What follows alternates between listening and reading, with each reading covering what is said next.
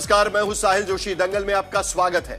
आज का दंगल college university को जाति की राजनीति के अखाड़े में तब्दील करने को लेकर है और यह अखाड़ा खुला है यूनिवर्सिटी ग्रांट्स कमीशन यानी यूजीसी के नए नियम के कारण। यूजीसी ने 13 जनवरी को नया नियम यह कहकर बनाया है कि कैंपस में दलितों, आदिवासियों और पिछड़े वर्ग के विद्यार्थियों से भेदभाव न हो। इस नियम के मुताबिक पीड़ित विद्यार्थी का मतलब सिर्फ एससी, एसटी, ओबीसी वर्ग का ही विद्यार्थी होगा जिसे इस नियम में शिकायत का अधिकार होगा।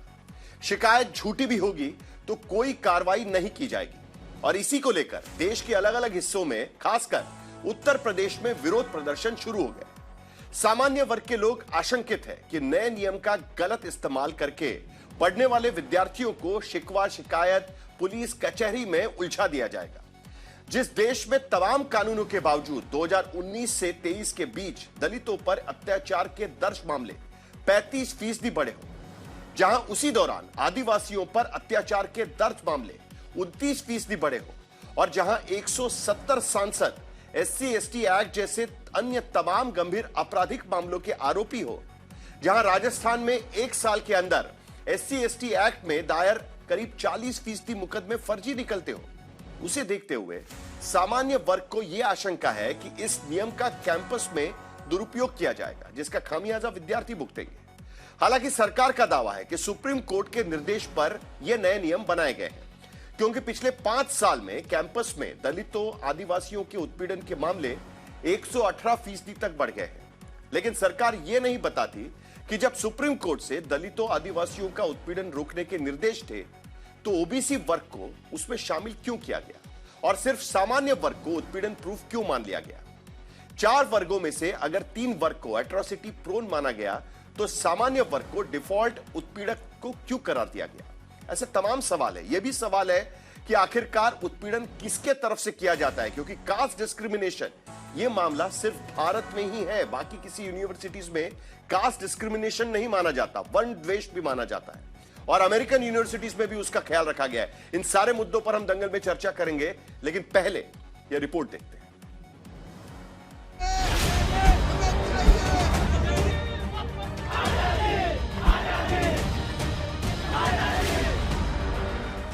दिल्ली में यूजीसी के मुख्यालय के बाहर विरोध प्रदर्शन हो रहा है।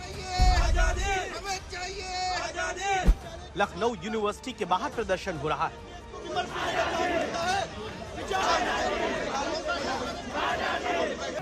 मेरठ में क्षत्रिय समुदाय बीजेपी को वोट नहीं देने की शपथ लेने लगा। हापुड़ में घरों के बाहर बीजेपी के खिलाफ पोस्टर लगे। बागपत में थाली बजाकर यूजीसी के रेगुलेशन का विरोध किया गया। आगरा में बीजेपी नेता प्रधानमंत्री को खून से चिट्ठी लिखते हैं। औरैया में व्यापारी बीजेपी के विरोध में उतरते हैं। नेता कोई भी हो, किसी भी जात का हो, पार्टी का है, सिर्फ वोट लेना चाहता है। लेकिन हम लोगों को वोट तो आप लोग देते ही, हर साल देते हैं, 5 साल में बटन दबा देते हैं। श्रावस्ती में बीजेपी के नेता ने मन की बात सुनने से मना कर दिया।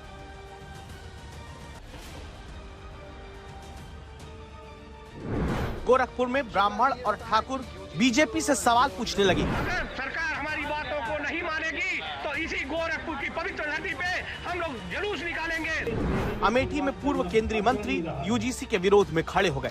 हमारे इलाके की अपनी सरकार होगी, हमारे बच्चों को यहाँ अवसर मिलेगा। दिल्ली से उत्तर प्रदेश तक, छात्रों से लेकर नेताओं तक, अब तो उत्तर प्रदेश में अलंकार अग्निहोत्री जैसे अफसर तक केंद्र सरकार की तरफ से बनाए गए उस यूजीसी नियम के विरोध में उतरे हैं। विरोध प्रदर्शन करने वालों के विरोध की बड़ी वजह यूजीसी का वो नया रेगुलेशन है जो 13 जनवरी से देश भर की यूनिवर्सिटीज और कॉलेज में लागू हुआ। विरोध की मुख्य 3 वजह। पहला आरोप ये कि नियम जातिवादी आधार पर बनाया गया। दूसरा ये कि इसमें सिर्फ सामान्य वर्ग के विद्यार्थियों को अत्याचारी वर्ग मान लिया गया। तीसरा ये कि इसमें झूठी शिकायतों के ऊपर कार्रवाई का कोई प्रावधान नहीं। पहले धर्म के नाम पे बांट रहे थे, आज जाति के नाम पे बांट रहे। क्या चल रहा है? हमारी मांग है इस काले कानून को तुरंत वापस लिया जाए। केवल छात्रों का मजहब तोड़ने का काम किया गया। जो शांतिपूर्ण माहौल देश में चल रहा था उसको छिन्न भिन्न करने का काम किया गया। ये बिल जो है आपसी समाज में भाईचारे में फूट डालने का काम करेगा। और 13 जनवरी को यूजीसी की तरफ से जारी गैजेट नोटिफिकेशन में कहा गया कैंपस में समता बढ़ाने के लिए ये नियम बनाए गए। उद्देश्य में लिखा गया, नियमन इसलिए बना ताकि SC, ST, OBC के खिलाफ EWS से भी भेदभाव ना हो। लेकिन जाति आधारित भेदभाव का अर्थ यह बताया गया कि SC, ST, OBC से भेदभाव, यहाँ EWS का जिक्र नहीं। नए नियम के मुताबिक यूनिवर्सिटीज और कैंपस में विद्यार्थियों के साथ भेदभाव ना हो, इसके लिए समान अवसर केंद्र बनाना आवश्यक होगा। इसके अलावा समता बढ़ाने के लिए कैंपस में समता समिति होगी। उसमें संस्थान प्रमुख अध्यक्ष होंगे, 3 प्रोफेसर सदस्य होंगे, 1 कर्मचारी सदस्य होगा, सिविल सोसाइटी के 2 प्रतिनिधि, 2 प्रतिभाशाली छात्र प्रतिनिधि विशेष आमंत्रित होंगे। समान अवसर केंद्र का समन्वयक सचिव होगा, लेकिन उनमें से कोई सामान्य जाति से भी हो सकता है, ऐसा कहीं लिखा नहीं है। ये जरूर लिखा है कि समिति में SC, ST, OBC महिला की मौजूदगी जरूर होनी चाहिए। हमें चाहिए। ऊपर से नियम में ये प्रावधान भी नहीं कि अगर शिकायत झूठी पाई गई तो सजा के क्या प्रावधान होंगे। इसी मुद्दे पर सामान्य वर्ग के लोग सबसे ज्यादा विरोध करते हैं।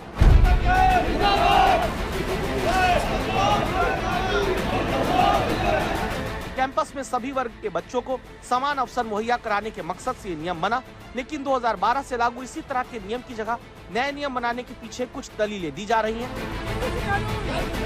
मसलन रोहित वेमुला और पायल तड़वी केस के दौरान पता चला था कैंपस में 5 साल के अंदर SC, ST के उत्पीड़न के खिलाफ शिकायतें 118% बढ़ गई।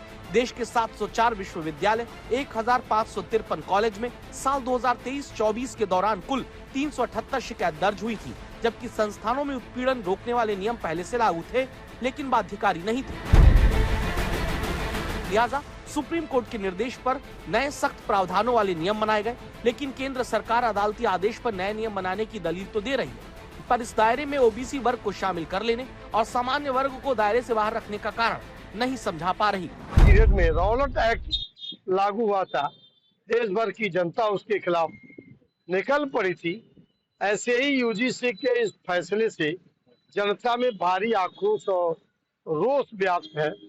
सामान्य वर्ग को UGC के गजट के अनुसार मान लिया गया है पहले ही कि उत्पीड़क है, ये शोषक। नहीं चलेगा, नहीं चलेगा, नहीं चलेगा, नहीं चलेगा। सरकार कहती है कि कैंपस में उत्पीड़न की शिकायतें बढ़ने के कारण नए नियम बनाने पड़े, लेकिन पता चला 2019-20 में देश के उच्च शिक्षण संस्थानों में 3 करोड़ 85 लाख विद्यार्थी थे और तब ऐसी 173 शिकायतें थीं, जिनमें 155 का निपटारा हुआ।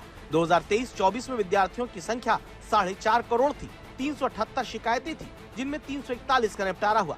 पर विरोध कर रहे लोगों की आशंका 2 वजहों से अधिक है। एक तो सिर्फ सामान्य वर्ग को सिंगल आउट करना इस नियम की मंशा में खोट जताता है, दूसरे फर्जी शिकायतों के खिलाफ कोई प्रावधान नहीं है। तो एक बार फिर इन गाइडलाइंस को लेकर तमाम बातें की जा रही है, लेकिन कुल मिलाकर इस बात को लेकर भी सोचना जरूरी है कि क्या इतने भारत को स्वतंत्रता मिलने के 70-75 साल के बाद भी आज भी डिस्क्रिमिनेशन पर हमें बात करनी पड़ रही है। आज इस बात को लेकर काफी सजगता भी है और इसी मुद्दे को लेकर हम चर्चा करेंगे। चर्चा शुरू करने के पहले एक बात मैं और बताना चाहता हूं कि इस डिबेट में भारत की कोई भी राष्ट्रीय पार्टी शामिल नहीं होना चाह रही थी, ना भारतीय जनता पार्टी ना कांग्रेस। कई बार इस समाज के तमाम वर्गों के हितों की बात वो करते हैं, लेकिन इस चर्चा में शामिल होने के लिए वो तैयार नहीं थे। लेकिन फिर भी हमारे साथ चर्चा में बाकी मेहमान शामिल हैं। सूरजपाल अमू करनी सेना के नेता है, वो इस चर्चा में शामिल होंगे। विष्णु जैन ये लॉयर भी है सुप्रीम कोर्ट में, वो भी इस चर्चा में शामिल होंगे। प्रोफेसर सुबोध मेहता आरजेडी की तरफ से इस चर्चा में शामिल होंगे। सिर्फ क्षेत्रीय पार्टियां, समाजवादी पार्टी भी इस चर्चा में शामिल नहीं होना चाहती। आम आदमी पार्टी का यह कहना था कि अगर बीजेपी शामिल होगी तभी वो इस चर्चा में शामिल होंगे। हालांकि बीजेपी के कई नेता और मंत्री इस पर बात कर चुके हैं, लेकिन उसके बावजूद भी बीजेपी और कांग्रेस इस चर्चा में शामिल नहीं होना चाह रही थी। आशुतोष पॉलिटिकल एनालिस्ट चर्चा में शामिल होंगे और कुछ ही देर में प्रोफेसर संगीत रागी भी इस चर्चा में जुड़ने वाले हैं। कुल मिलाकर 2 धड़ों में ये पूरी चर्चा बटी हुई खास नजर आ रही है। मुझे लगता है कि मंडल आयोग के इंप्लीमेंटेशन के बाद में 90s के दशक में जिस तरीके से आशुतोष चर्चा हुई थी, उसी तरीके से इस यूजीसी के नए गाइडलाइंस के बाद इस देश में चर्चा छिड़ी हुई नजर आ रही है। उस पर भी हमें चर्चा करनी होगी, लेकिन 3 सवाल मैं पैनल के सामने रखना चाहता हूं। पहला सवाल, क्या यूजीसी के नए नियम से कैंपस में जातिवादी भेदभाव बढ़ेगा? क्योंकि जो उच्च जाति के लोग हैं वो कहते हैं कि इसके वजह से जातिवादी भेदभाव बढ़ेगा और शिकायतों का दौर शुरू हो जाएगा। कैंपस के भीतर इससे भेदभाव और वाद विवाद शुरू हो जाएंगे, यह भी एक उनका मानना है। दूसरा सवाल, क्या यूजीसी के नियम में सामान्य वर्ग को उत्पीड़न प्रूफ मान लिया गया है? क्योंकि आमतौर पर यह भी दलील दी जाती है कि जो कास्ट सिस्टम है, जो वर्ण व्यवस्था इस देश में बनी हुई है, वो उच्च जाति के लोगों ने बनाई हुई है, और इसी के लिए आज की स्थिति में अगर उसे उत्पीड़न प्रूफ मान लिया गया है तो क्या यह सही है? यह भी सवाल उठाया जा रहा है। और तीसरा सवाल, क्या देश में जाति आधारित भेदभावकारी राजनीति की परछाई कैंपस तक अब पहुंच चुकी है? और यही सवाल जब मंडल आयोग की सिफारिशें लागू की गई थी तब भी यह सवाल बार बार उठाया गया था। शुरुआत दरअसल मैं विष्णु जैन आप ही से करना चाहता हूं, क्योंकि इस पूरे मामले में खास करके अगर हम देखें तो जो उच्च जाति के लोग हैं वो कह रहे हैं कि भाई इससे तो भेदभाव बढ़ेगा, कैंपस के बीच में यह भेदभाव बढ़ना शुरू हो जाएगा। कुछ आंकड़े मैं सामने रखना चाहता हूं जो सरकार खास करके सुप्रीम कोर्ट का भी इस बारे में मानना था कि कास्ट डिस्क्रिमिनेशन को लेकर यूनिवर्सिटीज में, कॉलेजेस में, महाविद्यालयों में कोई सिस्टम होनी चाहिए, कोई समिति होनी चाहिए कि इस तरीके की चीजें उच्च शिक्षण जहां पर लिया जाता है वहां पर ये सारी चीजें ना हो, तो वहां पर यह समिति और इन तरीके की संस्थाओं की जरूरत है, यह उन्होंने कहा गया था। और उसके समर्थन में जो आंकड़े रखे गए थे वो ये कहे गए थे कि पिछले 5 साल में 113% ये मामले बढ़ रहे हैं इस देश में, और इसी की वजह से किया गया। आपको किस बात का डर है? क्यों आपको लगता है कि इससे भेदभाव बढ़ेगा कैंपस के भीतर?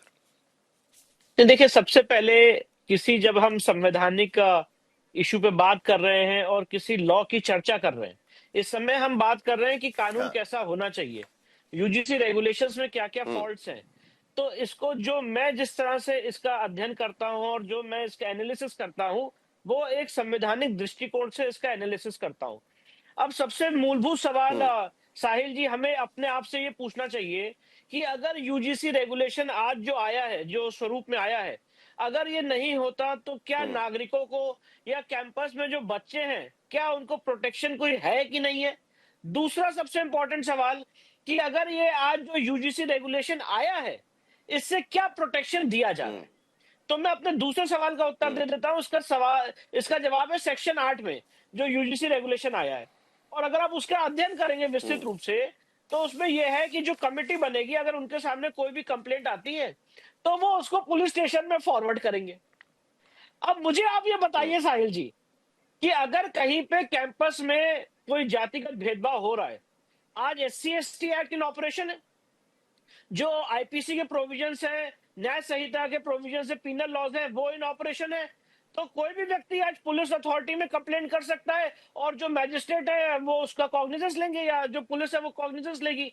आज ये कमेटी क्या कर रही है? ये कमेटी किसी को सजा दे नहीं रही है, ये कमेटी सिर्फ और सिर्फ ये कंप्लेंट पुलिस स्टेशन को फॉरवर्ड करेगी। क्या इसके लिए रेगुलेशन बनाया जा रहा है जो ऑलरेडी लॉ में प्रावधान है? दूसरी महत्वपूर्ण बात, इस पूरे रेगुलेशन में सेक्शन 3C में अगर आप परिभाषा पढ़ेंगे तो उसमें जो और वर्ग के लोग हैं उनको आपने एक्सक्लूड कर दिया है, जो डायरेक्ट, और ये मैं नहीं कह रहा हूं, सुप्रीम कोर्ट के हजारों जजमेंट है जिसमें उन्होंने कहा है कि अगर अंडर इंक्लूजन है या नॉन इंक्लूजन है तो that is a direct breach of article 14। तो आर्टिकल 14 का सीधे सीधे उल्लंघन किया जा रहा है। मैं यहाँ पे कोई सोशल उदाहरण नहीं देना चाहता हूं कि पास में ये हुआ, ये सिर्फ और सिर्फ लॉ की अगर समीक्षा, क्योंकि जब कानून बनता है तो अक्रॉस द कंट्री सबके लिए सामान्य बनता है। तो अगर आप अलग अलग लोगों को एक्सक्लूड कर रहे हैं सेक्शन 3C की परिभाषा से, तो सीधे सीधे आर्टिकल 14 का उल्लंघन हो रहा है। तो आज यूजीसी, और सबसे बड़ी आर्टिकल 14 ये बताता है कि कानून के सामने सभी लोग समान होते हैं, इक्वालिटी बिफोर लॉ, यही बात बताई जाती है और उसका उल्लंघन हो रहा है। विष्णु जैन दरअसल ये कहना चाह रहे हैं, सही है। लेकिन एक चीज मैं आपके सामने रखना चाहता हूं, आशुतोष आपके पास आने के पहले मैं जरा एक बात और रखना चाहता हूं। यह बात साफ होना बहुत जरूरी है, क्योंकि आपने कहा कि अगर कोई शिकायत करता है कि मेरे खिलाफ डिस्क्रिमिनेशन हुआ है, तो जो समिति है अगर उनको लगता है कि यह दंडित अपराध है तभी वो इस मामले को पुलिस के पास भेजेगी। लेकिन जो समता समिति बनाई गई है उसका काम सिर्फ उतना नहीं है। जो सुप्रीम कोर्ट ने कहा यूजीसी को, यूनिवर्सिटी ग्रांट्स कमीशन को, कि आप इस तरीके से गाइडलाइंस बनाइए, उसमें यह भी कहा गया था कि आपको माहौल सुधारना चाहिए, आपको यूनिवर्सिटीज में माहौल बनाना चाहिए। तो मैं आपको यह बात भी बताना चाहता हूं कि जो बात रखी गई है, क्या क्या काम दिए गए समिति को, सिर्फ कंप्लेंट रिड्रेसल का काम नहीं है, काम यह भी दिया गया है कि समता और समान अवसर सुनिश्चित कराने के लिए आप काम करिएगा। समता संवर्धन और भेदभाव उन्मूलन का भी काम आपको करना पड़ेगा। शैक्षणिक संवाद, सामाजिक अनुकूलित वातावरण आपको आपकी संस्था में बनाना होगा और उसका काम इस समिति को करना होगा। वंचित वर्ग से संबंधित छात्रों की सहायता करना, यह भी उनका काम होगा। पीड़ित को प्रतिशोध से बचाना, यह भी काम होगा। और सबसे बड़ी बात, भेदभाव किसे माना जाए उसकी गाइडलाइंस बनानी होगी। कोई अचानक उठकर जाकर यह नहीं कहेगा कि मेरे खिलाफ भेदभाव हो रहा है। वहां की संस्था उन भेदभावों का जो पैरामीटर्स है वो भी उस संस्था को तय करने होंगे। तो सिर्फ पीड़ित या जो दंडित अपराध है वो उनके पास नहीं जाएंगे विष्णु जैन, जो आप बात कहने की कोशिश कर रहे हैं। ठीक है, तो जरा आपसे इस पर प्रतिक्रिया, क्योंकि बाकी भी काम उस पर दिए गए, सिर्फ एक ही काम उनको नहीं दिया गया है। दंडित को आप दंड दीजिए या फिर कंप्लेंट्स को आप एड्रेस करिए। जो सेक्शन 8 में 6 पावर्स उनको दी हैं, उसमें जो सबसे महत्वपूर्ण पावर है वो है कि पिनल लॉस के लिए उनको रेकमेंड करेंगे, बाकी माहौल बनाएंगे, ये सारी चीजें करेंगे। ये तो वैसे भी कर सकते हैं, पर जो सबसे मेन है जिससे लॉ का इंप्लीमेंटेशन होना है वो ये है कि पिनल अथॉरिटीज को आप वो कंप्लेंट आगे भेजेंगे। ये सबसे मेन है। सेक्शन 8 आप पढ़ लीजिए, मेरे सामने सेक्शन 8 और cast based discrimination section 3 sub clause में डिफाइन किया है कि डिस्क्रिमिनेशन क्या होता है। तो आज किसी लॉ को आप इंप्लीमेंट कैसे करेंगे जब तक आप उसको कोई पिनल अथॉरिटी से नहीं जोड़ेंगे। तो आपने जो जितनी बातें कही उसका जो मूल सार है वो पिनल अथॉरिटी से उसको जोड़ना है। ठीक है, पिनल अथॉरिटी की आप बात करें, जरा मैं आंकड़े लोगों के सामने रखना चाहूंगा। 2019 और 2020 में जरा ग्राफिक्स दिखा दीजिएगा कि कितनी शिकायतें होती है, क्योंकि ये तो आंकड़ा बड़ा आसान है कहना कि 113% शिकायतें बढ़ गई है, लेकिन टोटल शिकायतें देखिएगा 2019 और 2020 में देश के उच्च शिक्षा संस्थाओं में 3,85,00,000 विद्यार्थी थे। शिकायतें मात्र आई 173 और 155 का निपटारा किया गया था। 2023-2024 में विद्यार्थी की संख्या थी 4.50 करोड़, 4,50,00,000 और शिकायतें आई 378, जिसका डर विष्णु जैन आपको है। शिकायतों की संख्या देखिए कितनी आई। ऐसा नहीं है कि हर कोई उठ के जाके शिकायत करता है। आशुतोष, क्या आपको लगता है कि यह डर किस वजह से, क्या यह भेदभाव की वजह से डर है या आपको लगता है कोई पॉलिटिकल गेम इस पे चल रहा है? आशुतोष, आवाज आपकी, आप म्यूट पर है। साहिल, आप थोड़ा सा वक्त मुझे दीजिएगा, क्योंकि जो लोग ये कह रहे हैं दरअसल ये सवर्णों के खिलाफ है, ये मिथ्या है। सवर्णों के खिलाफ नहीं है। अगर आप इसका 3 का ग अगर पढ़ेंगे, सी पढ़ेंगे तो आपको बिल्कुल स्पष्ट हो जाएगा कि अगर ओबीसी तबके का भी कोई आदमी किसी के खिलाफ अगर वो भेदभावपूर्ण तरीके से जातिगत के आधार पर अगर कोई टिप्पणी करता है तो उसके खिलाफ भी पीनल एक्शन होगा। दलितों में भी अगर कोई अपने से नीचे के दलित तबके के खिलाफ अगर किसी तरीके की कोई भेदभावपूर्ण टिप्पणी करता है तो उसके खिलाफ भी कार्रवाई होगा। और सिर्फ ओबीसी जातिगत के आधार पर नहीं, अगर आप दिव्यांग के खिलाफ करेंगे, महिला के खिलाफ करेंगे, जेंडर के आधार पर करेंगे, धर्म के आधार पर करेंगे तो भी आपके खिलाफ कार्रवाई होगी। तो ये जो फैलाने की कोशिश की जा रही है कि दरअसल ये अपर कास्ट के खिलाफ है, ये पूरी तरीके से गलत है। दूसरी बात है, जो ये कहा जा रहा है कि भाई इसमें क्या है कि इसमें इस कमेटी, जो सबसे पहले हर यूनिवर्सिटी के अंदर एक इक्विटी सेंटर बनेगा, उसके तहत एक कमेटी बनेगी। उस कमेटी के पदेन अध्यक्ष कौन होंगे? उस यूनिवर्सिटी के सबसे प्रमुख होंगे। 45 केंद्रीय विश्वविद्यालय में 38 जो पदेन वाइस चांसलर्स हैं वो अपर कास्ट के हैं, यानी सबसे ज्यादा 80% पॉसिबिलिटी ये है कि कमेटी के अध्यक्ष अपर कास्ट के होंगे। उसके बाद वहां 3 सीनियर फैकल्टी मेंबर्स होंगे, इसकी भी पॉसिबिलिटी है कि वो अपर कास्ट के ही होंगे। फिर उसमें एक अदर देन फैकल्टी मेंबर होगा, फिर सिविल सोसाइटी के लोग होंगे और फिर उसमें ओबीसी तबके के लोग होंगे। अगर मान लीजिए कहीं कोई कंप्लेन आती है तो उस कंप्लेन पर 24 घंटे के अंदर कमेटी को उस पर रिएक्ट करना पड़ेगा, मीटिंग करनी पड़ेगी। उसके बाद 15 वर्किंग डेज में उसकी इंक्वायरी होगी और उसके बाद 7 दिन में कार्रवाई की जाएगी। कार्रवाई करने में सिर्फ इतना ही नहीं, उसके बाद जो जिसके खिलाफ कार्रवाई की सिफारिश की जाएगी उसको ओम्बड्समैन के पास का समय दिया जाएगा, वो जाके अपील कर वहां अपना पक्ष रख सकता है। तो ये कोई नहीं कह सकता नेचुरल जस्टिस के खिलाफ है। और फिर ओम्बड्समैन 1 महीने के अंदर उसका निपटारा करेगा। यानी इतनी लंबी चौड़ी प्रक्रिया है जिसमें कि किसी के खिलाफ अगर शिकायत होती है, कोई अग्रीव महसूस करता है और उसके बाद अगर वाकई में इस प्रक्रिया के बाद अगर कोई दंडित पाया जाता है या पाया जाता है तो फिर जो कार्रवाई कानून के हिसाब से होती है कार्रवाई होगी। तो ये कहना कि ठीक है, और उसके बाद लोकपाल के पास भी आप अपील कर सकते हैं। लेकिन आशुतोष, मुझे 2-3 सवाल आपके आर्ग्यूमेंट पर भी पूछने हैं। जी नहीं, एक मिनट आशुतोष, मुझे 2-3 सवाल आपके आर्ग्यूमेंट पर भी पूछने, लेकिन उससे पहले विष्णु जैन कुछ रिबटल देना चाहते हैं। जरा उन जो आशुतोष वहां पर कह रहे थे कि ये बेवजह आप डर रहे हैं, विष्णु जैन कहने की कोशिश उनकी। अरे सर, बेवजह डरने की बात क्या है? जो लिखा है उससे ऊपर ना आशुतोष जी है, ना आप है, ना मैं हूं। जो सेक्शन 3C में लिखा है उसको मैं पढ़ के कोट अनकोट सुना रहा हूं। Caste based discrimination means discrimination only on the basis of caste और tribe against the members of scheduled caste, scheduled tribes and OBC. सिर्फ और सिर्फ शेड्यूल ट्राइब, शेड्यूल कास्ट और ओबीसी माने जाएंगे, ये लिखा हुआ है भाई। अब आप मुझे बताइए कि अगर कोई कहता है तिलक तराजू और तलवार, इनको मारो जूते चार, मैं कहां जाऊंगा भाई? मैं कहां जाऊंगा? आशुतोष जी के पास आऊंगा या कमेटी के पास जाऊंगा? सेक्शन 3C में जो परिभाषा दी है sir, with greatest of respect to you, you have been a very senior journalist, आप मुझे बताइए इसमें। भाई मैं ये कह रहा हूं, मैं एक बात आज आशुतोष आपके चैनल पे स्टैंड दे रहा हूं, किसी के खिलाफ ये बात बड़ी दिलचस्प है आशुतोष। ये पहली बार देखा जा रहा है कि विष्णु जैन सरकार ने जिस तरीके से यूजीसी के गाइडलाइंस लाए हैं उसके खिलाफ खड़े हैं और आशुतोष उसके समर्थन में खड़े हैं। यह बड़ी दिलचस्प डिबेट यहां पर हो रही है। लेकिन आशुतोष, एक बात मुझे आपको यहां पर पूछनी है, ओबीसी का इंक्लूजन करना, पहली बार मैं देख रहा हूं कि कास्ट डिस्क्रिमिनेशन में ओबीसी समाज का इंक्लूजन किया गया है, जबकि बाकी जब पुलिसिया मामले होते हैं उसमें ओबीसी समाज का इंक्लूजन नहीं है, वो सिर्फ एससी और एसटी के खिलाफ है। ये भी आपको पता है, पहली बार ओबीसी का इंक्लूजन वहां पर किया हुआ है। ये पॉलिटिकल फाइट है आशुतोष। साहिल, मैं एक्सप्लेन कर देता हूं। जो बात विष्णु जी कह रहे हैं उसको ध्यान से पढ़ने की जरूरत है। लिखा हुआ है, जाति आधारित भेदभाव का अर्थ अनुसूचित जातियों, अनुसूचित जनजातियों एवं अन्य पिछड़े वर्गों के सदस्यों के विरुद्ध केवल जाति या जनजाति के आधार पर भेदभाव है। इसका मतलब क्या है? इसमें कहीं नहीं लिखा हुआ कि सवर्णों के खिलाफ है। दूसरी बात, इसमें यह लिखा हुआ है कि अगर अनुसूचित जाति के खिलाफ, इसका मतलब एक मिनट, अनुसूचित जाति के खिलाफ अगर मान लीजिए अनुसूचित जनजाति के लोग कोई जातिगत टिप्पणी करते हैं या ओबीसी तबके का आदमी किसी दल के खिलाफ अगर टिप्पणी करता है तो वो भी अपराध के कैटेगरी में आएगा, उसका भी संज्ञान लिया जाएगा। इसको ध्यान से पढ़ने की जरूरत। दूसरी बात, ऐसा लिखा नहीं है आशुतोष। नहीं आशुतोष, एक मिनट, मैंने भी पढ़ा, उसमें ऐसा नहीं लिखा है। नहीं, इसका मतलब यह निकलेगा।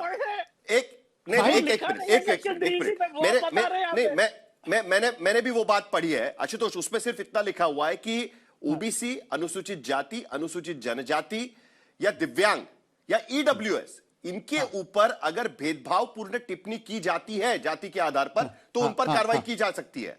यह बात उसमें लिखी गई है। बिल्कुल, मैं इसी को समझाने की कोशिश कर रहा हूं साहिल। उसमें ईडब्ल्यूएस में नहीं लिखा हुआ है, उसमें ईडब्ल्यूएस में नहीं लिखा हुआ। मान लीजिए ओबीसी तबके का कोई आदमी, मान लीजिए एक मैं मिसाल दे रहा हूं, अगर यादव तबके का कोई लड़का अगर किसी कुर्मी के खिलाफ अगर वो जातिगत टिप्पणी करता है भेदभावपूर्ण तरीके से तो उसके खिलाफ भी कार्रवाई होगी, ऐसा ये कानून कहता है। और अगर जाटव तबके का कोई आदमी अगर किसी ये समिति का डिस्क्रिप्शन होगा आशुतोष, आपको भी पता है। बिल्कुल एट्रोसिटी के तहत जो भी मामले दर्ज होते हैं उसमें कई बार पुलिस का डिस्क्रिप्शन इस्तेमाल किया जाता है, आपको भी पता है। उसके मामले में सुप्रीम कोर्ट तक इसके बारे में टिप्पणी कर चुका है साहिल। ये और दूसरी बात मैं आपको बता दूं, देखिए ये इस कानून की जरूरत क्यों है? क्योंकि ये यूनिवर्सिटी ग्रांट, जैसा कि अभी आपने डेटा दिया है, यूनिवर्सिटीज के अंदर क्या है, आज की तारीख में प्रोफेसर के पोस्ट पे जो ओबीसी तबका है 80% पोस्ट वैकेंट है। दलितों को लेकर 64% वैकेंट है, ट्राइबल को लेकर 83% वैकेंट। क्यों वैकेंट है? क्योंकि यहां पे सिस्टम में इनबिल्ट बायस है, सिस्टम में इनबिल्ट बायस है। ओबीसी दलित तो तब ऐसा नहीं क्योंकि कैंडिडेट्स नहीं है, उनके कैंडिडेट्स हैं। विष्णु जैन, जल्दी से आप जवाब दीजिए, उसके बाद सुबोध मेहता के पास में जाऊंगा। साहिल भाई, क्योंकि यह भी बड़ी दिलचस्प बात है कि आरजेडी पहली बार सरकार के साथ खड़ी नजर आ रही है यहां पर। विष्णु जैन, जल्दी से जवाब दीजिए, संजीत रागी भी जुड़ चुके हैं हमारे साथ। देखिए, सबसे बेसिक बात है कि ये जो कानून है इससे समाज में और खाई पैदा होगी। जो आज अलग अलग है इसमें और ज्यादा कंप्लेंट और इसका दुरुपयोग होगा।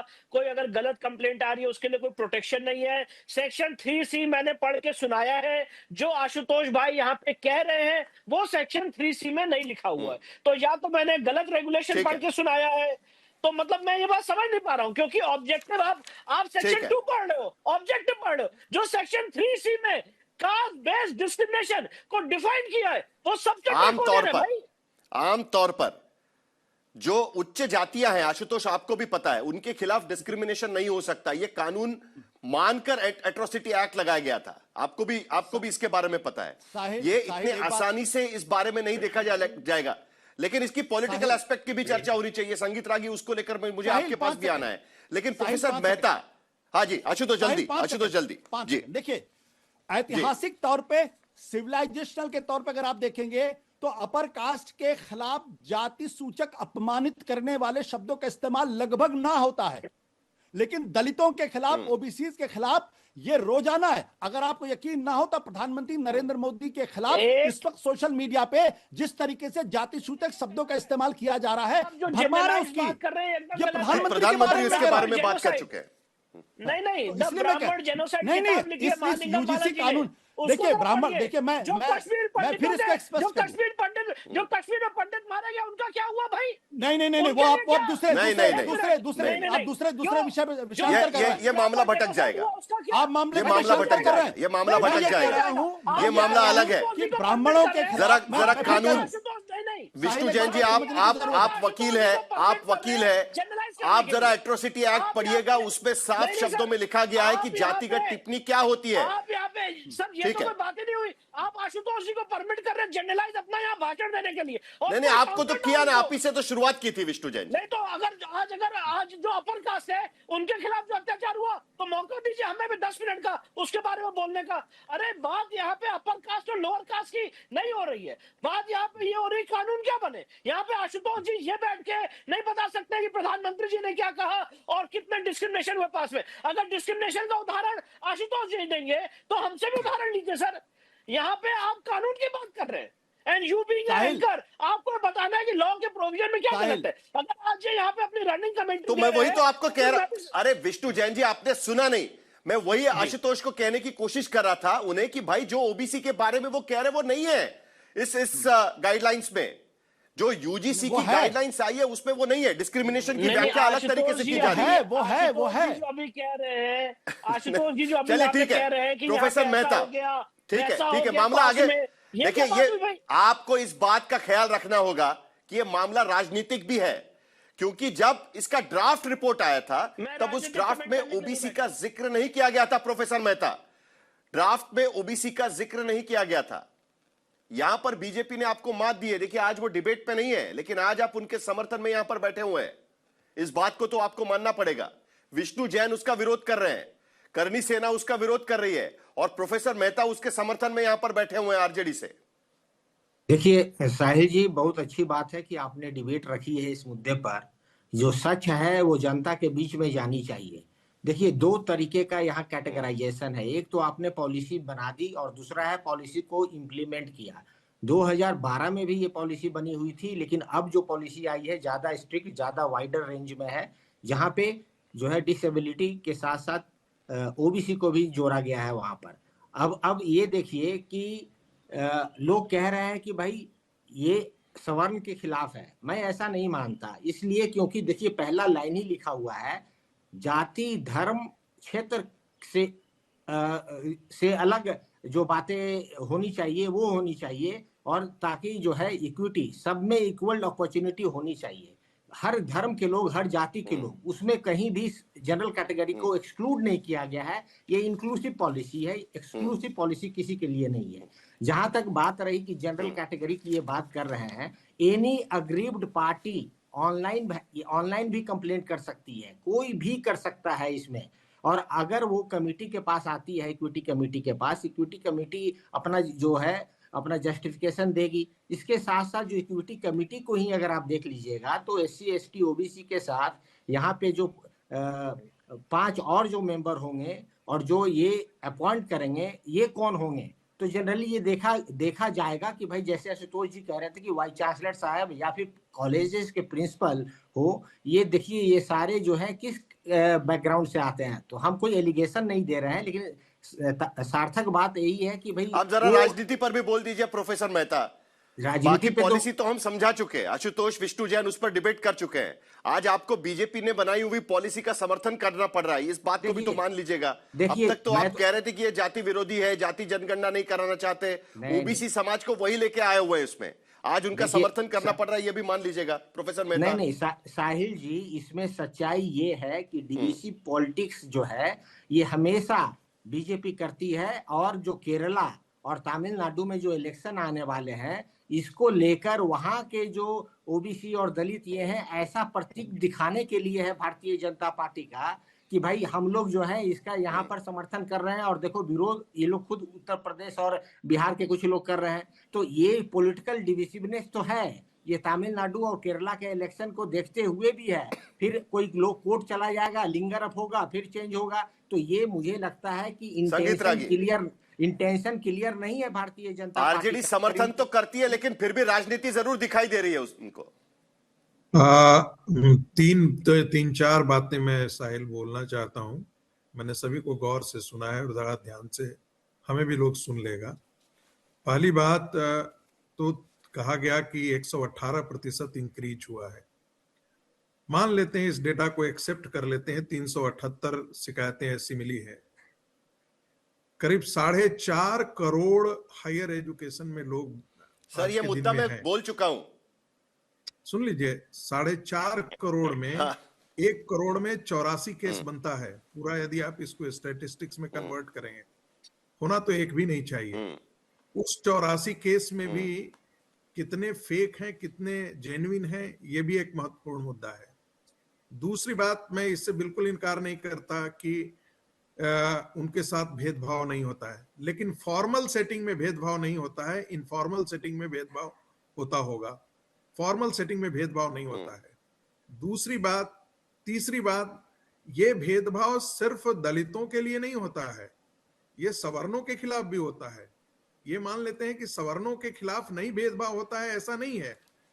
तो कायदे से इक्विटी कमेटी जो है उसका प्रिंसिपल क्या होना चाहिए कि किसी के प्रति यदि भेदभाव हो तो वो अपना कंप्लेंट डाल सकता है, चाहे वो एससी हो, एसटी हो। मैंने इसी यूनिवर्सिटी में 32 साल में पढ़ाते हुए दलित को कहते हुए सुना है, तुम कुछ बदतमीजी करोगे तो हम तुम्हारा एससी एसटी का केस ठोक देंगे।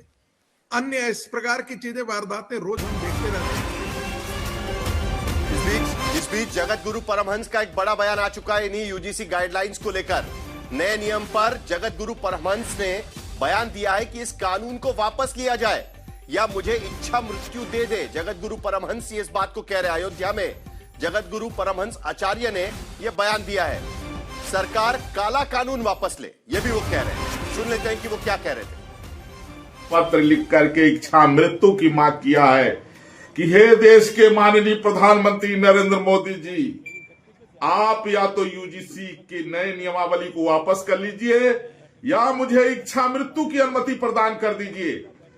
जहां राष्ट्रीय स्वयंसेवक संघ, बजरंग दल, विश्व हिंदू परिषद और हिंदू संगठनों ने राष्ट्र की एकता और अखंडता के लिए अपने आप को खपा दिया, उस सब पर पानी फिर गया है और देश के 35% सवर्णों की बहन बेटियों को बलात्कार के लिए इस नियमावली ने मजबूर कर दिया है।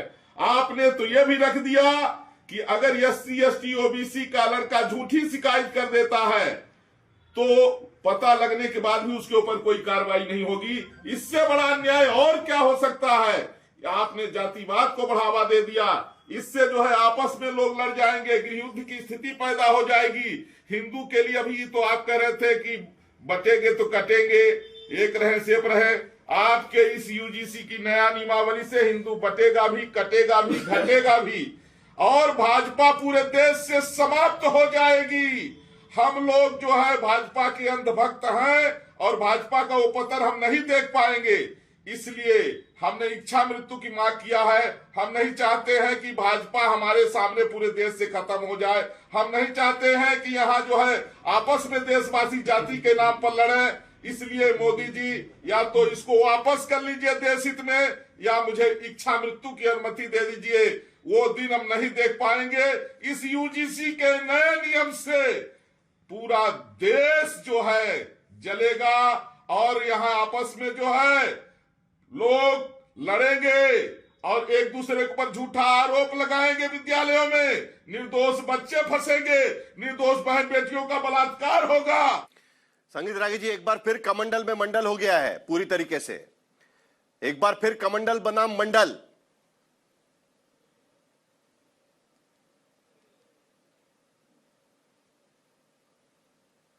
संगीत रागी। साहिल, मैं अपनी बात रख सकता हूं? साहिल, दूसरी बात मैं जिस पर राजनीति की बात कर रहा हूं, मैं मान करके चलता हूं कि जाति की जमीन जो है वो भारतीय जनता पार्टी के लिए खुरदरी जमीन है, और भारतीय जनता पार्टी वहां पर जाकर के पहले ही जातियों के बड़े बड़े महंत खड़े हैं। भारतीय जनता पार्टी को वहां मिलने वाला नहीं है। हिंदुत्व का प्लैंक जो है वो भारतीय जनता पार्टी के लिए सूटेबल है राजनीति के तौर पर भी, और आशुतोष के लिए तो एक बहुत अच्छा है, सुबोध के लिए तो बहुत अच्छा है, क्योंकि आशुतोष चाहते ही है कि हिंदू समाज के अंदर विखंडन हो। सुबोध के लिए जातीय राजनीति की पिच बहुत अच्छी है, क्योंकि वो उनको अच्छा डिविडेंड देता है। राजनीतिक विश्लेषक जो हमारे मित्र आशुतोष हैं, उनको तो अच्छा, इससे बढ़िया मौका क्या है कि राहुल गांधी की पिच तैयार हो जाए और हिंदू समाज जो है वो आपस में लड़ता हुआ मिले। आपको लगता है कि उत्तर प्रदेश की जीत, संगीत रागी जी, आपको लगता है कि उत्तर प्रदेश में मिली जीत सिर्फ हिंदुत्व की जीत है? अरे मुझे सवाल भी आप पूछने नहीं देंगे तो आप भाषण करें, मैं सवाल ही नहीं पूछता हूं। अरे मैं तो अपनी बात, मुझे तो पूछने दीजिएगा। ठीक है ना, आप तो लंबी बात कर रहे हैं, मैं भी बीच बीच में इंटरवेंशन करूंगा ना। शो तो मेरा है, कम से कम मुझे तो बोलने दीजिए। करिए। तो मैं सिर्फ ये पूछ रहा हूं कि उत्तर प्रदेश में जो जीत है बीजेपी की, वो क्या आपको लगता है कि सिर्फ हिंदुत्व के नाम पर है? जाति की खुरदरी जमीन पर चलकर जीत पाई नहीं है। बिहार के भीतर जो जीत मिली है उसमें भी जातिगत समीकरणों का इस्तेमाल नहीं किया गया था। मैं फिर आपसे कह रहा हूं कि यदि भारतीय जनता पार्टी के अंदर जातियों का विखंडन, हिंदू समाज के अंदर जातियों का विखंडन होगा तो यह भारतीय जनता पार्टी के लिए नुकसानदेह होगा। दूसरी बात, आप कुर्मी और यादव किस आधार पर जो है वो ओबीसी कैटेगरी में है? वो डोमिनेंट कास्ट हैं। रजनी कोठारी ने तो 70s में लिखा वो डोमिनेंट कास्ट है। डोमिनेंट कास्ट का मतलब ये तो अलग डिबेट हो गया सर, समझाने की जरूरत तो है नहीं। आप तो ये पूरा देश में नियम होगा और उसको लेकर जो कैरेक्टराइजेशन होगा ना, वो क्लासिफिकेशन होगा, उसमें उसकी बात निकलेगी। वो तो SC ST कैटेगरी में भी क्लासिफिकेशन की बात हो रही है। सुप्रीम कोर्ट में गवाही खुद कह चुके हैं, उसको लेकर सरकार को नियम बनाना है अभी, आपको भी पता है इसके बारे में। मैं फिर उसी बात पर कह रहा हूं कि राष्ट्रीय स्तर पर ओबीसी का निर्धारण हुआ है क्या? यूजीसी ने लाया, राष्ट्रीय स्तर पर ओबीसी का भी निर्धारण हो जाना चाहिए कि किसको ओबीसी की कैटेगरी में, क्या डोमिनेंट कास्ट को ओबीसी कैटेगरी में आना चाहिए, क्या मिलना चाहिए सुख सुविधाएं, क्या ये इस पर भी विमर्श होना चाहिए। एक और बात मैं जिक्र कर देना चाहता हूं, दो बातें और करूंगा, उसके बाद खत्म करूंगा। आशुतोष ने कहा कि ओबीसी का प्रोफेसर और एसटी का प्रोफेसर नहीं है। ये तो राहुल गांधी पर टिप्पणी है, उनकी पार्टी पर टिप्पणी है। भाई इतने दिनों तक राज्य के यदि शुरू से ही आरक्षण दे दिया हो गया तो इतनी स्थिति नहीं बनती है। एक और, ये बहुत ही बेहुदा तर्क है कि जानबूझ करके उनके साथ भेदभाव किया जाता है। मैं बेहुदा तर्क इसको बोल रहा हूं कि ये जानबूझ करके आरोप लगाया जाता है कि भाई वहां पर डिस्क्रिमिनेशन हो रहा है इसलिए प्रोफेसर वो लोग नहीं बन रहे हैं। इसके कारण नहीं हो रहा है, लेंथ ऑफ सर्विसेज के कारण हो रहा है। आपको पता होना चाहिए कि कब प्रोफेसरशिप जो है वो हायर एजुकेशन ने इस दायरे से बाहर रखा हुआ था पहले। ये पहली बार ऐसा हो रहा होगा, इतने दिन से हम डिबेट कर रहे हैं, पहली बार ऐसा हो रहा होगा कि संगीत रागी सरकार ने लाई हुई गाइडलाइंस के खिलाफ खड़े हैं और आशुतोष सरकार ने लाई हुई गाइडलाइंस के साथ में खड़े हैं। प्रधानमंत्री मोदी की सरकार के साथ में आशुतोष और विरोध में संगीत रागी। ये बड़ा अलग तरीके का डिबेट होगा। आशुतोष जल्दी से आपकी बात खत्म करिए, मुझे भी इंतजार साहिल ये विरोध का मामला नहीं है। फिर मैं कह रहा हूं ये विरोध का मामला तो है। आप तो गाइडलाइंस का विरोध कर रहे हैं ना। यहां पर शिक्षा मंत्री आकर कह चुके हैं कि भाई आप मैं आपको शिक्षा मंत्री का बयान बताता हूं, चलिए आप उस बयान में कहां फिट होते हैं बताइएगा। देखिए शिक्षा मंत्री क्या कह चुके हैं कि गलत तरीके से विरोध किया जा रहा है, गलत तरीके से विरोध किया जा रहा है, भ्रम फैलाया जा रहा है, कोई भी मिसयूज नहीं किया जाएगा, कोई भी भेदभाव नहीं होगा, किसी भी तरीके से अत्याचार नहीं किया जाएगा। भ्रम फैलाने की कोशिश की जा रही है, जो विरोध कर रहे हैं वो भ्रम फैला रहे हैं। आप विरोध कर रहे हैं, आप भ्रम फैला रहे हैं, आपके शिक्षा मंत्री कह रहे हैं यहां पर। आशुतोष जल्दी से जवाब दीजिएगा। देखिए तीन चीजें हैं, तीन चीजें जो लोग साहिल, जो इनबिल्ट मैकेनिज्म है उस पर बात होनी चाहिए। क्या इनबिल्ट मैकेनिज्म प्रोटेक्शन देता है? क्या किसी राजनेता के कह देने से नहीं होता है। इनबिल्ट मैकेनिज्म है या नहीं है, उस पर बात होनी चाहिए। साहिल देखिए आशुतोष, हाँ देखिए एक चीज, ये बाबा साहब अंबेडकर ने तो पूरी किताब लिखी है, एनाहिलेशन ऑफ कास्ट, यानी जातियों के अंदर किस तरीके से दूसरी जातियों के खिलाफ भेदभाव होता है। रामास्वामी पेरियार ने तो बाकायदा वाइकॉम का सत्याग्रह किया था इसी पे। क्या किसी ब्राह्मण को आपने किसी मंदिर में जाने से रोकने की शिकायत कभी मिली है आपको? ऐसा क्यों होता है कि दलितों पिछड़ों के मुंह में पेशाब किया जाता है? कौन लोग करते हैं? एजुकेशन रिपोर्ट पढ़ लीजिएगा। प्लीज नहीं संगीत मुझे अपनी बात लीजिएगा कि कितने दलित, प्लीज मुझे अपनी बात, कितने संगीत मुझे अपनी, आप लोगों का ये बेवकूफी। अरे प्लीज हमें अपनी बात रखनी चाहिए। मैं आप बोले तो मैंने बीच में नहीं टोका, नहीं मैं आप बीच में बोले मैंने नहीं टोका। जहां तक एनएफएस का सवाल है, इनबिल्ट में क्या है, खुद अनुप्रिया पटेल जो केंद्र में मंत्री हैं, उन्होंने योगी सरकार के खिलाफ बाकायदा एक चिट्ठी लिखी और कहा कि किस तरीके से पिछड़ों दलितों के खिलाफ एनएफएस करके उनको अपॉइंटमेंट्स में, प्रमोशन में उनको रोका जा रहा है। ये तो अनुप्रिया पटेल खुद लिख रही है। मैं आपको डेटा दे देता हूं कि एससी कैटेगरी के जो प्रोफेसर्स हैं 64% की वैकेंसी है, ओबीसी में 80% की वैकेंसी है, ट्राइबल में 83% की वैकेंसी। ये क्यों नहीं भरा जा रहा भाई? मुझे बता दीजिए, इसका कोई जवाब है किसी के पास? ये तो अभी नहीं भरा जा रहा है ना, ये तो आज से वैकेंसी नहीं है आशुतोष, आपको भी पता है कि ये सालों से वैकेंसी है। सरकार भाई मैं कह रहा हूं क्यों नहीं भरा, और यही तो मैं कह रहा हूं कि जो वही तो मैं कह रहा हूं, कोई भरना थोड़ी चाहता है। विश्वविद्यालयों के अंदर जो लोग सत्ता के शीर्ष पर हैं, जिनकी जिम्मेदारी अपॉइंटमेंट करने की, वो नहीं करते अपॉइंटमेंट, वो एनएफएस लगा के छोड़ देते। तो यही तो बात है, और वहां पर तो नहीं करेंगे, लेकिन दूसरी तरफ ओबीसी समाज को इस गाइडलाइंस में लाने के बाद उसको लेकर राजनीति जरूर शुरू हो चुकी है। ये बात भी तो देखनी होगी। सूरजपाल, एक मिनट, संगीत रागी जी आता हूं आपके, जरा एक सेकंड आता हूं, रुक जाओ संगीत भाई। जरूरी सवाल है, बंगाल में प्रोफेसरशिप का पोस्ट खाली है या नहीं? साहिल जी, केरला में खाली है या नहीं? है ना, मैं वही तो कह रहा हूं। बंगाल में खाली है, तमिलनाडु में खाली है, केरल में खाली है, कर्नाटक में खाली है, तेलंगाना में खाली है, सब जगह खाली है, महाराष्ट्र में खाली है। सूरजपाल अमू, राजनीतिक दृष्टि से आप इस गाइडलाइंस का विरोध क्यों कर रहे हैं? जरा आपसे चाहिए, संगीत रागी प्लीज जरा शांत हो जाइएगा। मेरे छोटे भाई कब से इंतजार कर रहे हैं, जरा उनको बोलने। मेरे छोटे भाई विष्णु जैन बैठे हैं और ये तीन जो महापुरुष बैठे हैं, इन तीनों को प्रणाम। संगीत रागी बहुत अच्छा बोल रहे हैं, कल से बड़ा अच्छा लगा। आशुतोष भाई आपके लिए एक मैसेज है, आप भी जोर लगा लो और भी जोर लगा लें। ये अंगड़ाई है आज की, कानून लागू नहीं होगा, नियम लागू नहीं होगा इस देश में। सुन लीजिएगा, 1990 दोहराया जाएगा। करनी सेना इस नियम को लागू नहीं होने देगी। और रुकिए, आप आशुतोष आप बोल रहे हैं मंडल आयोग लागू हुआ था, मुझे रुकिएगा। काशीराम जी ने आशुतोष आपके मुँह पे चाटा मारा था, की सरकार ने ही लागू आशुतोष के मुंह पे चाटा मारा था काशीराम जी ने। आपने मुकदमा दर्ज कराया क्या? आशुतोष आपके मुंह पे चाटा मारा था काशीराम जी ने, बहुजन समाज पार्टी के नेता ने। आपने उनके खिलाफ मुकदमा दर्ज कराया, आपका मुकदमा दर्ज हुआ। हमारे बच्चों के खिलाफ अगर मुकदमा दर्ज होगा, हम चुप नहीं बैठेंगे। हम इस कानून का विरोध करते हैं और सड़कों पर, अभी तो शुरुआत है। देश का शिक्षा मंत्री इस्तीफा दे, धर्मेंद्र प्रधान को इस्तीफा देना पड़ेगा, और नहीं तो तांडव होगा, बात बनेगी। यूजीसी की इस डिबेट को ये लंबी चलेगी, क्योंकि अभी तक इस पूरे मामले को लेकर उत्तर प्रदेश में खास करके लखनऊ यूनिवर्सिटी हो या बाकी यूनिवर्सिटीज हो, उसके बाहर प्रदर्शन शुरू हो चुका है। लेकिन बीजेपी की तरफ से केंद्रीय मंत्री, शिक्षा मंत्री साफ शब्दों में कह चुके हैं कि भेदभाव नहीं होने दिया जाएगा। इस पर ध्यान बना रहेगा। आज तक देश का सर्वश्रेष्ठ न्यूज चैनल